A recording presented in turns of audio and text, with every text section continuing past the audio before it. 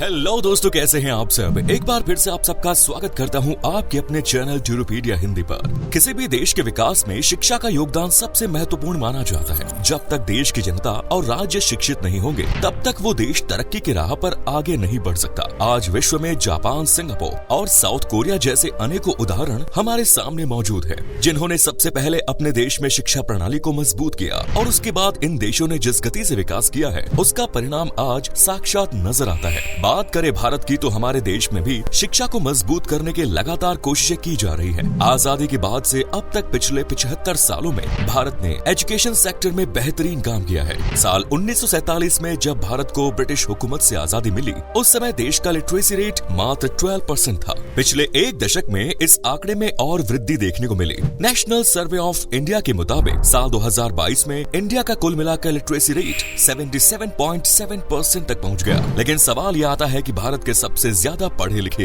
राज्य कौन से हैं? वे कौन से ऐसे राज्य या केंद्र शासित प्रदेश हैं जहां के युवा शिक्षा को सबसे ज्यादा गंभीरता से ले रहे हैं और इंडिया की लिटरेसी रेट को बढ़ाने में अपना अहम योगदान प्रदान कर रहे हैं? तो दोस्तों, आज हम बात करने वाले हैं भारत के 5 सबसे ज्यादा लिटरेसी रेट वाले राज्यों के बारे में। चलिए बिना देरी किए शुरू करते हैं ये मजेदार वीडियो।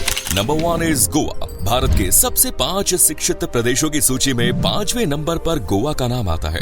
गोवा को भारत का सबसे छोटा राज्य होने का दर्जा भी प्राप्त है, लेकिन पर कैपिटा इनकम के मामले में यह देश के पहले नंबर पर आता है। गोवा के लोगों की सालाना प्रति व्यक्ति आय होती है $6000 से भी ज्यादा, जो भारत के औसतन पर कैपिटा इनकम के काफी ज्यादा है। साल 2011 में गोवा का लिटरेसी रेट 88.70% था, जो अब बढ़कर 90% तक हो गया है। हालांकि साल 2001 में गोवा इस सूची में चौथे स्थान पर था, लेकिन 2000 के दशक में गोवा की ग्रोथ रेट अन्य राज्यों से थोड़ी कम रही। लेकिन पिछले कुछ सालों में गोवा ने एक नए एजुकेशन हब के तौर पर अपनी पहचान बनाने की दिशा में काम किया। गोवा में कई नए कॉलेजेस और एजुकेशनल इंस्टीट्यूट्स की स्थापना की जा रही है। हाल ही में गोवा में नए अखिल भारतीय आयुर्वेदिक संस्थान का भी ऐलान किया गया है। गोवा के इतिहास की बात करें तो करीब 450 सालों तक यहाँ पर पुर्तगालियों ने राज किया। सन 1961 को इसे पुर्तगालियों के शासन से आजादी मिली। गोवा का कुल आबादी 15,70,000 के आसपास है। आज गोवा भारत का सबसे पॉपुलर टूरिस्ट डेस्टिनेशन है। हर साल लाखों करोड़ों की संख्या में देश विदेश से पर्यटक गोवा के समुद्री तटों पर घूमने के लिए आते हैं। गोवा का खाना और यहाँ के फेस्टिवल्स भी सैलानियों को अपनी ओर आकर्षित करते हैं। Next is Tripura.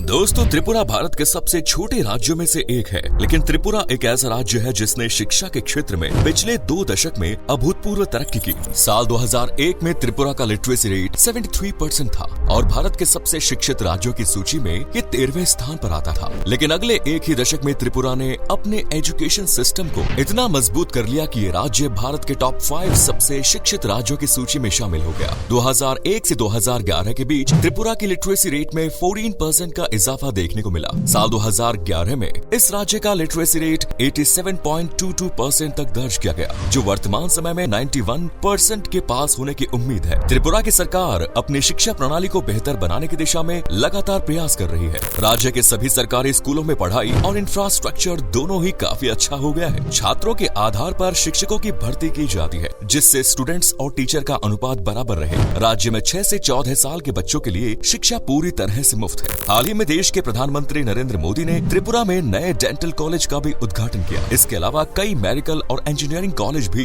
त्रिपुरा में मौजूद है। आज के समय में राज्य की कुल जनसंख्या 40 लाख के आसपास है। त्रिपुरा की कैपिटल सिटी अगरतला है और इसे भारत सरकार के 100 स्मार्ट सिटी मिशन में भी शामिल किया गया है। Next is Mizoram. उत्तर पूर्वी राज्य मिजोरम को भारत में तीसरा सबसे अधिक पढ़ा लिखा लोगों का प्रदेश माना जाता है। साल 2011 की जनगणना के अनुसार मिजोरम का लिटरेसी रेट 91.33% था, जो अनुमान के मुताबिक अब बढ़कर 97% तक पहुंच गया होगा। साथ ही भारत का सबसे ज्यादा लिटरेसी रेट वाला जिला भी मिजोरम में ही मौजूद है। मिजोरम में छेरछीप नाम का एक जिला है, जिसकी साक्षरता दर 97.91% है। इतनी ज्यादा लिटरेसी रेट होने के बावजूद मिजोरम में लगभग 90% लोग कृषि व्यवसाय पर ही आधारित है। यहाँ पर चावल, मक्का, दालों और टमाटर की खेती की जाती है। इस राज्य की जीडीपी $4.3 बिलियन के लगभग आंकी गई। मिजोरम में सबसे ज्यादा बैम्बू का उत्पादन होता है। बांस का इस्तेमाल यहाँ हर चीज में किया जाता है। मिजोरम में सबसे ज्यादा मीजो भाषा का प्रयोग किया जाता है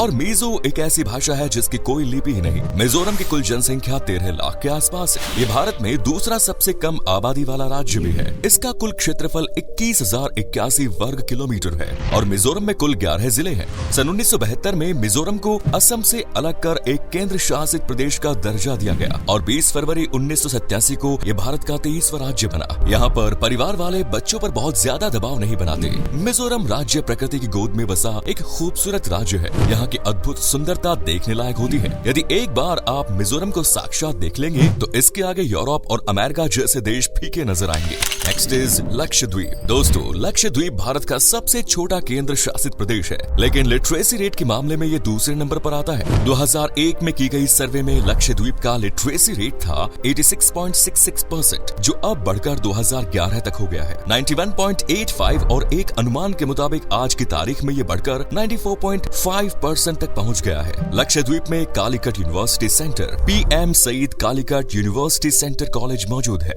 लक्षद्वीप 36 आइलैंड्स का एक समूह है, लेकिन इनमें से सिर्फ 10 आइलैंड्स पर ही लोग रहते हैं और अन्य आइलैंड्स पूरी तरह से वीरान पड़े हुए हैं। इसका कुल क्षेत्रफल मात्र 32 वर्ग किलोमीटर है। लक्षद्वीप की कुल आबादी 65,000 के आसपास है। इस केंद्र शासित प्रदेश की ज्यादातर आबादी इस्लाम धर्म को मानती है। मुस्लिम आबादी अधिक होने के कारण पाकिस्तान ने काफी समय तक लक्षद्वीप को अपने अधीन करने की कोशिश भी की, लेकिन भारत के आगे उसकी एक न चली। लक्षद्वीप के इतिहास की बात करें तो एक समय पर ये मालदीव्स का हिस्सा हुआ करता था, लेकिन बाद में लंबे समय तक ये एक स्वतंत्र राज्य बना रहा। सन 1956 में लक्षद्वीप को भारत की सीमा के अंतर्गत शामिल किया गया, जिसमें भारत के लौह पुरुष सरदार वल्लभ भाई पटेल का योगदान अहम रहा। लक्षद्वीप को पहले मिनिकॉय, लक्काद्वीप और अमीन देवी आइलैंड के नाम से जाना जाता था। बाद में इसका नाम बदलकर लक्षद्वीप रखा गया। 1 नवंबर 1973 को इस आइलैंड का नया नाम रखा गया और तब से लेकर आज तक इसे लक्षद्वीप के नाम से ही जाना जाता है। केरल के नजदीक होने के कारण यहाँ पर केरल की संस्कृति और कल्चर का काफी प्रभाव देखने को मिलता है। आपको बता दें कि लक्षद्वीप में पहले शुक्रवार के दिन छुट्टी मनाई जाती थी, क्योंकि शुक्रवार यानी जुम्मा के इस्लाम धर्म में काफी अहमियत है। लेकिन कुछ समय पहले ही देश और दुनिया के अन्य हिस्सों की तरह यहाँ पर अवकाश शुक्रवार के बजाय रविवार के दिन शिफ्ट कर दिया गया।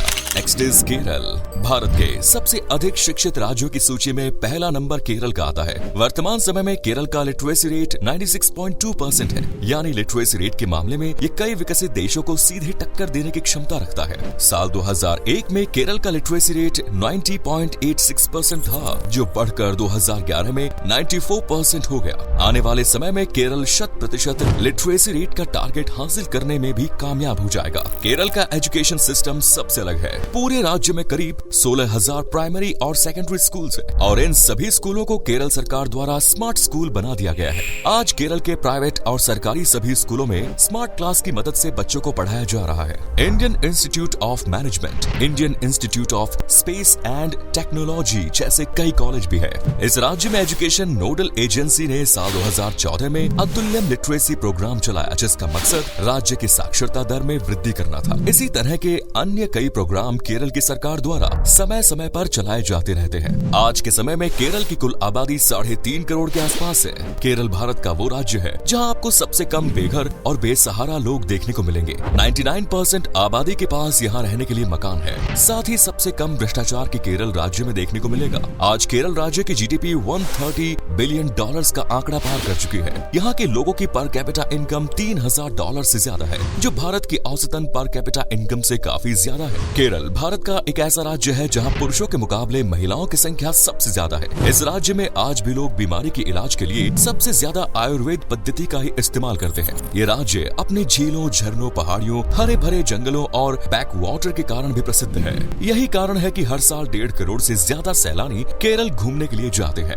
इन सभी राज्यों और केंद्र शासित प्रदेश का एजुकेशन सिस्टम कमाल का है। इसके अलावा भी अन्य सभी प्रदेश अपने एजुकेशन सिस्टम को मजबूत बनाने की दिशा में लगातार प्रयास कर रहे हैं। भारत अपने बजट का 3.1% हिस्सा एजुकेशन सेक्टर पर खर्च कर रहा है। हालांकि अन्य विकसित राज्यों की तुलना में ये थोड़ा कम है। भारत को अगर शिक्षा के क्षेत्र में और बेहतर काम करना है तो GDP का 5 से 6% एजुकेशन सेक्टर पर खर्च किया जाना चाहिए। हालांकि अच्छी बात यह है कि पिछले कुछ सालों में शहरों के साथ साथ ग्रामीण क्षेत्रों में भी शिक्षा के हालात पहले से बेहतर हुए हैं। आज भारत की अधिकांश जनता शिक्षा के महत्व को जानती है और समझती है, लेकिन कुछ राज्यों में अब भी एजुकेशन सेक्टर की ओर ज्यादा ध्यान देने की जरूरत है।